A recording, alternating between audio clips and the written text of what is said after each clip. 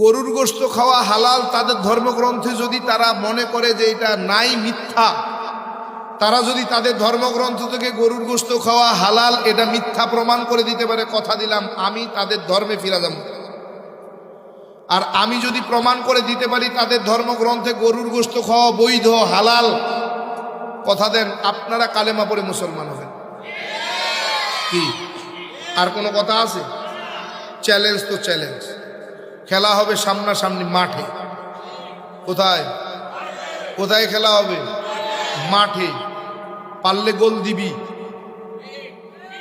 নাইলে গোল খাবি, ব্যাস কমপ্লিট। কোনো কথা আছে? এর বেশি কিছু আছে? তো বুকে বল থাকলে সামনে দাঁড়ায় ক। কি আজ পর্যন্ত কেউ বাপের বেটা সামনে দাঁড়ায় কইতে পারে নাই মিথ্যা কইছি, ভুল কইছি, ভুয়া। এই জন্যই তো এ পর্যন্ত আমি গুনাহগারের হাতে হাত দিয়া 215 জন কালেমা পড়ছি। হ্যাঁ, তখন তো হুজুর বসা ছিল, ভয় করে না? কি হুজুরের সামনে কথা বলতে গেলে একটু ভয় করে তো, হাঁটু কাঁপে। মিয়া বসবেন কি? হেফজখানায় যেদিন পড়ছি সূরা ইয়াসিন প্রত্যেক দিন সকাল সন্ধ্যা আমল করি। ওস্তাদ কয় যাবি সূরা ইয়াসিন দিয়ে ফজরের নামাজ পড়াবি। ওমা, পিছনে ওস্তাদ, সামনে আমি।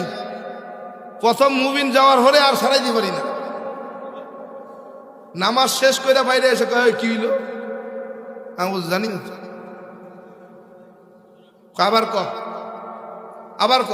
এবার আবার শুরু করছি সূরা ইয়াসিন, পুরোটা শুনেছি, কোথাও বাদেও নেই। চিন্তা করছেন, ওস্তাদ তো ওস্তাদই। কি ওস্তাদের সামনে যত বড় বুজুর্গ হোক কাম হইতো না। ওস্তাদ যদি পিছনে বয়া থাকে আর সামনে বয়ান করতে হয় তাহলে হাঁটু কাঁপে। কি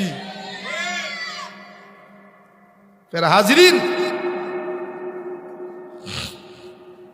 এমনি এমনি কালেমা পড়ি নাই, মুসলমান হই নাই। আসতেছি সামনে। আল্লাহ তাআলা বলতেছেন আলিফ লাম মিম যালিকাল কিতাবু লা রাইবা ফীহি হুদাল লিল মুত্তাকিন।